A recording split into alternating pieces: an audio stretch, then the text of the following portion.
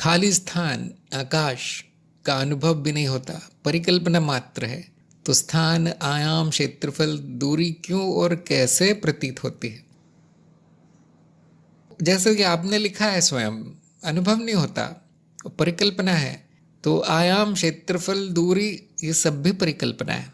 परिकल्पना का अर्थ है मनगढ़ंत है, मनुष्य की कल्पना है, बौद्धिक है, सच नहीं। तो क्यों का प्रश्न नहीं आना चाहिए। फिर ये पूछना ठीक नहीं कि क्यों क्यों प्रतीत होते हैं। वो प्रतीत भी नहीं होते, है ना। स्थान, आयाम, क्षेत्रफल प्रतीत नहीं होते। प्रतीत क्या होता है? तन्मात्राएं, रंग, रूप, आवाज, ध्वनि, आकार, स्पर्श, गंध, ये सब स्वाद, ये सब प्रतीत होते हैं। बाकी और कुछ प्रतीत नहीं होता। बाकी मानसिक क्रियाओं द्वारा उपजता है। अगर कुछ परिवर्तन प्रतीत होता है तो समय की परिकल्पना उपजती है। वो करने वाला भी कोई नहीं है। बहुत से लोग कहेंगे मैं तो नहीं करता ये परिकल्पना, आप कैसे बोल रहे हैं परिकल्पना, मैंने तो नहीं की। नहीं, वो कोई करने वाला भी नहीं है। वो चित्त की प्रक्रिया है, या आप कह सकते दिमाग में चलने वाली प्रक्रिया है। क्योंकि देखिए, कभी कभी सरल शब्द ज़्यादा समझ में आते हैं। अगर मैं कहूँ चित्त वृत्ति है तो बहुत लोगों की समझ में नहीं आता। तो प्रक्रियाएं हैं चित्त में चलने वाली, जो कि इस प्रकार का दृश्य पैदा करती हैं। वो दृश्य काम का है, उत्तर जीविता में काम आता है बस। अगर उस जीव का खाना विशेष रंग का हो, विशेष गंध हो, विशेष जगह पर दिखाई दे शरीर में, और उसमें कुछ नियत दूरी दिखाई दे जिसकी की गणना की जा सके मन ही मन की इतनी दूर है, इस दिशा में है, तो जीवन संभव हो जाता है। नहीं तो कुछ नहीं। जितनी इंद्रियां होंगी उतना अधिक जटिल भ्रम पैदा होगा। जैसे मनुष्य का जो जगत है, जिस जगत में मनुष्य रहता है, बहुत जटिल है, रंग बिरंगा है, जिसमें समय, स्थान, क्षेत्रफल, दूरी सब कुछ है, खाली स्थान।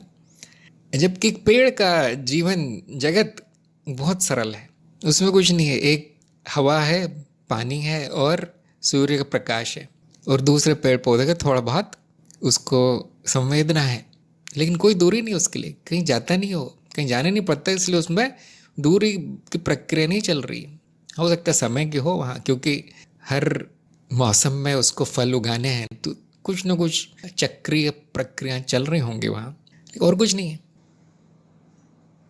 संक्षेप में कह सकते हैं कि ये सब जो भी प्रतीत होता है इंद्रियों के कारण होता है। जिस प्रकार की इंद्रिय होती है उस प्रकार की परिकल्पना कर ली जाती है, उस प्रकार का दृश्य प्रकट हो जाता है। अब ये विज्ञान का प्रश्न है, खास तौर से चित्त के विज्ञान का। तो आप ये देख लीजिए, माया की श्रृंखला है बोधि वार्ता चैनल पे। स्थान की माया, समय की माया, इसकी माया, उसकी कैसे होती, बहुत विस्तार में बताया गया है। व्यक्ति की माया, यहाँ तक कि ज्ञान की माया भी बता दी गई है, पुनर्जन्म की माया, हर प्रकार की माया बड़े विस्तार में बताई गई है। बहुत विस्तार भी नहीं कहूँगा मैं उसे, लेकिन इतना बता दिया गया है कि आप आगे बढ़ सके उस क्षेत्र में, विज्ञान के क्षेत्र में। ऐसे ही नाद विज्ञान की श्रृंखला है बोधि वार्ता चैनल पे, यूट्यूब पे, उसमें और ज़्यादा विस्तार बता दिया गया है, और ज़्यादा है। अगर ये भ्रम है, परिकल्पना है, तो क्या बदला जा सकता है? ये प्रश्न कौन पूछेगा? अब ये ज्ञान मार्ग नहीं पूछेगा। ये तंत्र मार्ग पूछेगा, तंत्र का साधक पूछेगा कि अब आपने बता दिया, अब ये बताइए इसको बदलूं कैसे? क्योंकि वहाँ पे इच्छा है कि न स्थान रहे, न समय रहे, न आयु रहे, न शरीर रहे, या मनचाहा रहे। स्थान नहीं है आपने बोला, तो मैं यहाँ से अदृश्य होकर वहाँ प्रकट हो सकता हूँ क्या? जो तांत्रिक गुरु होगा बोलेगा हाँ। ना नहीं बोलते हो कभी, माया में सब संभव है, तो वो भी संभव है। क्योंकि वो ये सब धारणाएं हैं, परिकल्पनाएं हैं, या मानसिक प्रक्रियाएं हैं, इनको बदला जा सकता है। जो चाहे वो प्रकट किया जा सकता है। ये शक्ति मनुष्य में है कि वो अपनी माया बदल सकता है। उसको बदलने का तरीका है स्वयं को बदलना। जब स्वयं का विकास होगा, तो जो भी है, आप उसको कुछ भी कह लीजिए, अब है ना, ज्ञान मार्ग की दृष्टि में तो कोई नहीं है वहाँ। तो जब विकास होगा तो माया बदलती है।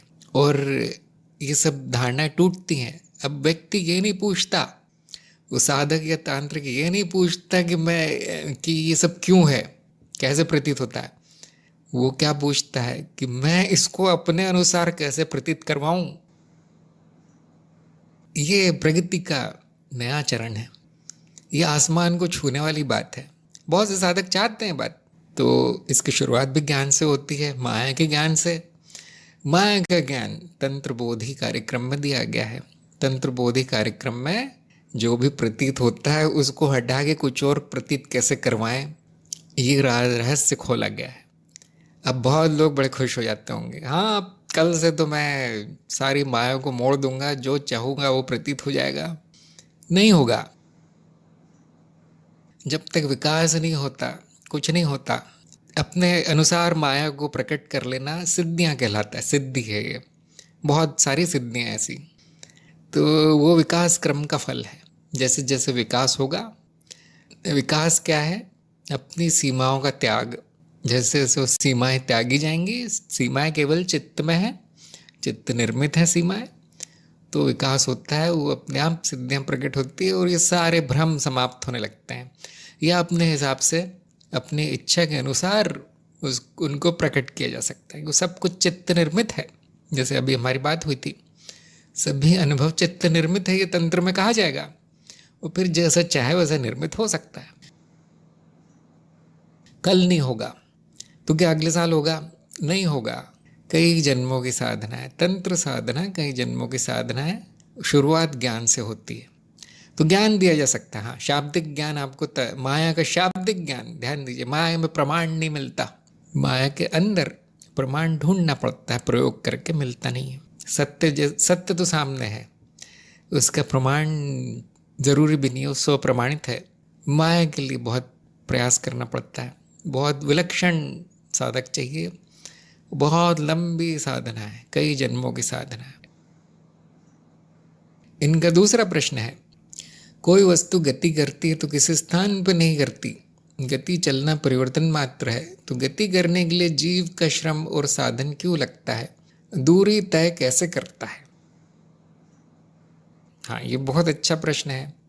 अगर दूरी भ्रम है तो तय भी नहीं होती, तो कैसे का प्रश्न नहीं आना चाहिए। इतना जान लीजिए कि दूरी है नहीं, केवल परिवर्तन है। और श्रम क्यों करना पड़ता है परिवर्तन के लिए? क्योंकि एक स्थिति से दूसरी स्थिति में कुछ परिवर्तन करना है तो उसमें ऊर्जा लगती है। इसको हम कहते हैं नाद ऊर्जा, शक्ति। शक्ति कहा गया प्राचीन ग्रंथों में। वो शक्ति खर्च होती है तब कुछ परिवर्तन होता है। तो कोई भी परिवर्तन एक आदि शक्ति से शुरू होता है, आदि ऊर्जा, उसका नाम है इच्छा। यह आप सबका अनुभव होगा, अप्रोक्ष अनुभव। परिवर्तन इच्छा के रूप में शुरू होता है, फिर मनुष्य शरीर में श्रम के रूप में, ऊर्जा के रूप में प्रकट होता है, प्राण ऊर्जा हम कहते हैं इसे। और वो कर्मेंद्रियों की गति में दिख पड़ता है और ऐसा प्रतीत होता है कि जीव एक जगह से दूसरी जगह जा रहा है। गति का भ्रम परिवर्तन से आता है और स्थान का भ्रम गति से उपजता है। अगर गति ना हो, आप जिसे कहते हैं ना चलना, जगह न बदले, तो स्थान का भ्रम नहीं होगा, तो स्थान का भ्रम नहीं होगा, स्थान नहीं होगा उस जीव के लिए। तो सबसे जो मूलभूत चीज़ यहाँ पे परिवर्तन है। ये प्रश्न बड़े रोचक हैं और मैं इसमें घंटों घंटों बोल सकता हूँ लेकिन मैं दोहराऊंगा नहीं, क्योंकि ये सब बताया गया, माया की श्रृंखला में बताया गया है, नाद विज्ञान की श्रृंखला में बताया गया है। और आपको बिना श्रम के गति करनी है, क्योंकि अंत में वो सब भ्रम है। देखिए, चित्त निर्मित माया, वो कैसे करना है वो तंत्र बोधि में बताया गया है, जो कि हम कहते हैं माया पे नियंत्रण कैसे करना है। ध्यान दीजिए, जो जान गया कि जो आदि शक्ति है, इच्छा है, वासना, वासना पहली शक्ति है, आखिरी शक्ति भी वही है। जिसने उस पे नियंत्रण कर लिया, उसका हर चीज़ पे नियंत्रण आ जाता है। इच्छा शक्ति सबसे बड़ी शक्ति है, वहीं से शुरू होता है सब कुछ, बाकी सारा भ्रम निर्मित होता है उसके बाद। कभी कभी हम इस पर कर्ता आरोपित करते हैं कि माया ने किया है। ये जो शरीर है, जो मन है, इसकी गतियाँ है, इसका कर्म है, वो ये जगत है, ये सब माया ने निर्मित किया है। तंत्र में ऐसा कहा जाएगा कि माया ने किया है, जो कि बिल्कुल ठीक है। उसको व्यक्तित्व प्रदान किया गया है माया को कि वो ऐसा करती है, वो वैसा करती है। उससे बात करना आसान हो जाता है। लेकिन जिसको ज्ञान है वही समझ पाता है वो है कि किसकी बात हो रही है, ये कौन है माया। वो केवल ज्ञानी ही समझ पाएगा और कोई नहीं। माया कैसे प्रकट है, कहाँ देखो मैं? इच्छा शक्ति के रूप में। एक ही शक्ति चलाती है, एक ही शक्ति गति में है। अब बहुत से लोग कहेंगे नहीं, जो बारिश आती है, पानी गिरता है और समुद्र में लहरें आती, हवा चलती है, चांद तारों की गति है, ग्रहों की गति, वो तो मेरी इच्छा से नहीं हो रहा। हाँ, ये बिल्कुल सही बात है। कुछ भी मेरी इच्छा से नहीं हो रहा वैसे तो, क्योंकि मैं नहीं हूँ। इस मनुष्य का कोई अस्तित्व नहीं है अपने आप में, वो स्वयं संपूर्णता का भाग है मनुष्य। वो किसकी इच्छा से हो रहा है? माया की इच्छा से हो रहा है। ये बोल के मैं चुप होना चाहता हूँ, क्योंकि इसका कोई अंत नहीं है। बहुत से लोग हैं माया में तो इच्छा नहीं होती, माया तो भ्रम है, माया तो मिथ्या है। अब ये मार्गों की मिलावट हो गई और अज्ञान और ज्ञान सब मिल गया, इसलिए मैं ज़्यादा बोलता नहीं हूँ यहाँ पे। इतना ध्यान रखिए कि परिवर्तन हर प्रकार के भ्रम का जन्मदाता है। परिवर्तन ही पहली ऊर्जा है, पहली शक्ति है।